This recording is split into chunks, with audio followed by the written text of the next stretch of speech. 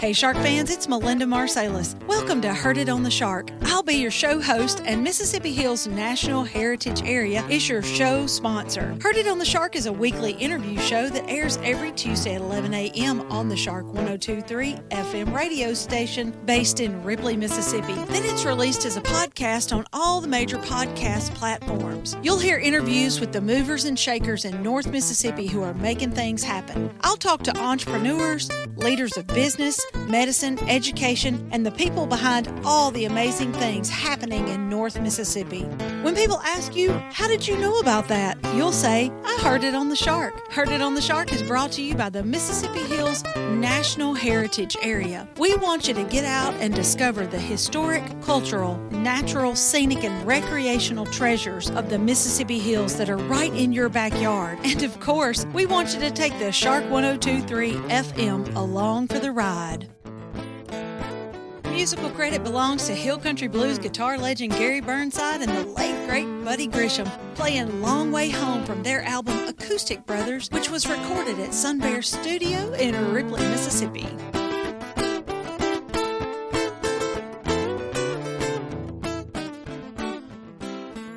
This program was recorded at Sun Bear Studio in Ripley, Mississippi. Hey, Shark fans, it's Melinda with another episode of Heard It on the Shark. And today in Sun Bear Studio, I have with me Mr. Jimmy Benefield, who is the Director of Veterans Services in Tippah County. He is on Main Street, just north of the Courthouse Square. And we are so glad to have you, Mr. Benefield. Well, it's good to be here with you today, Miss Melinda. Did I say your title correctly? Are you a director? Well, I'm not really a director. I'm just the county's Veteran Service Officer. You're the county's Veteran Service Officer.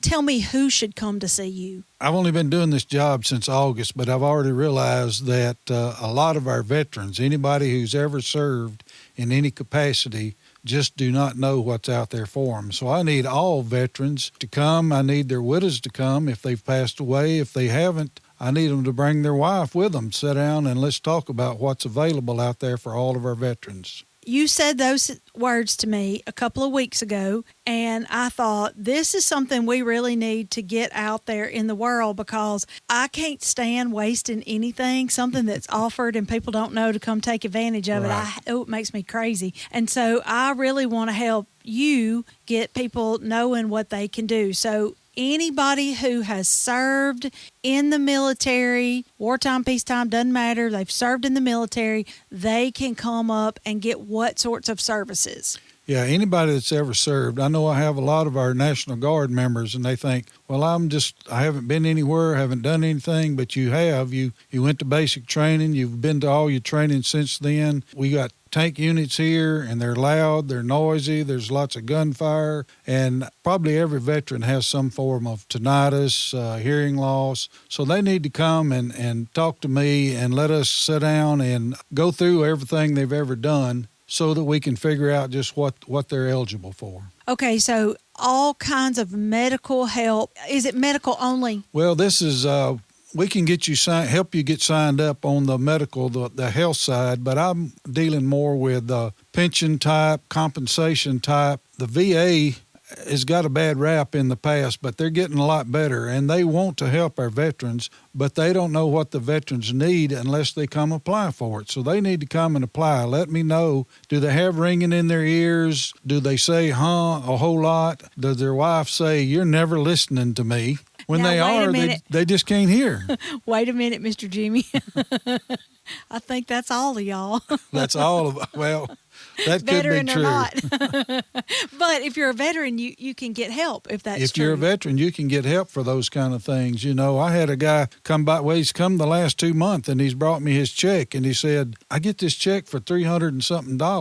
Well, it's because the Veterans Administration has deemed that you're 20% disabled. You have tinnitus, you have hearing loss, and so they're going to compensate him for that at the tune of about $350-something a month now for the rest of his life. But they don't know to send that unless you come apply for it. Okay, this is probably a stupid question. So active military, you're in that's a different ballgame altogether. So this is retired military only. Well, this is not necessarily retired. If you just serve for 2 years, 3 years, 4 years, 6 years in the Guard, and you got out, you could still have these problems. So you need to come by and see me. Retired people, like I said, that's the pension. That's a whole different thing. So I'm more on the compensation for things that went wrong with you in the military. Hearing, knees, backs, elbows, shoulders, whatever. I think probably the best thing for people to do, any veteran then should just come up there and see you. They just need to come by and talk to me.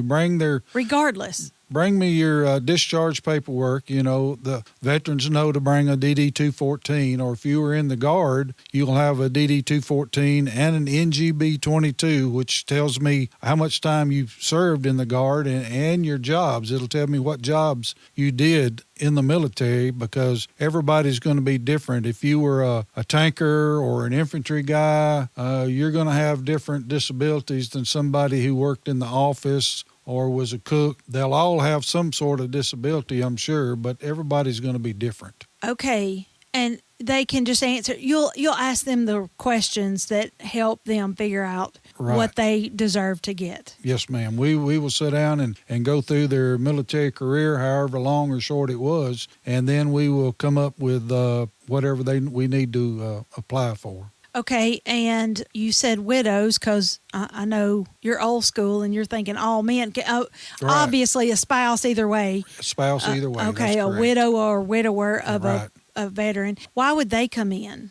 Well, there are some widows' pensions out there for those widows' spouses whose veteran has passed away. And a lot of times what they get is determined by what the veteran was drawing before he passed away. So that's the reason the veterans need to come in now. Let's get this thing going. Let's get things headed in the right direction. If something happens to them, their spouse, their widow, their widower, it may affect what they can draw after the veteran is gone. It's just the best thing to do is just come up there and see you. Just come see me. Let's sit down and let's talk about it. I've talked to several already who say they're going to come by, but they haven't been by yet. So if they don't come by, I don't know what to put them in for. The Veterans Administration doesn't know you need anything. They're just leaving money on the table. Just leaving money on the table. I've got a report down there in my office that Mississippi State does ever so often. The veterans in Tippah County bring a little over $6 million in cash, compensation and pensions, to Tippah County. Health benefits, education, everything combined is over $12 million. So there's a lot of money being brought into Tippah County, and there's a lot being left on the table. Tell people how they can come see you, and then a phone number maybe, and then is there a website as well? There is not a website right now, but we're working on one. We hope to have one up soon, a Facebook page or a website where you can come and maybe make an appointment online or something. But I'm at 206 North Main Street, which is directly behind the new circuit clerk's office now, or the Old People's Bank if you're old school enough to remember that. If any of you are listening and you come up to find the Veteran Services office and you can't, you can come by the radio station. We're right there on the north side of the square, and we'll walk you over because you are just steps away. That's exactly right. Who else should come and see you, or why else should they come and see you? Like I said, if they don't get it started now, it may affect what their widow or their spouse could get in the future. And again, they don't know, and I can help them. If they're not taking advantage on the health side, I can point them to the place they need to go. We usually think about going to the VA hospital in Memphis, but we have a very good clinic in Tupelo, Mississippi, where they can go down there and get their medications, get glasses, get hearing aids, all of those things. Even if they're not getting monetary compensation, there's help out there for them. Oh, gosh, that's worth a lot right there. That's worth a whole lot. Yes. The shark goes all over northeast Mississippi, and obviously that's a lot bigger than Tippah County. So what would people in neighboring counties like Union County or Alcorn County, where should they go? Well, every county has a veteran service officer, and I've met a whole lot of them. Alcorn, Prentiss, Union, Benton, all of them have great veteran service officers. So they just need to get online and type in, Union County Veteran Service Officer, and a phone number and an address will usually pop up just that easy.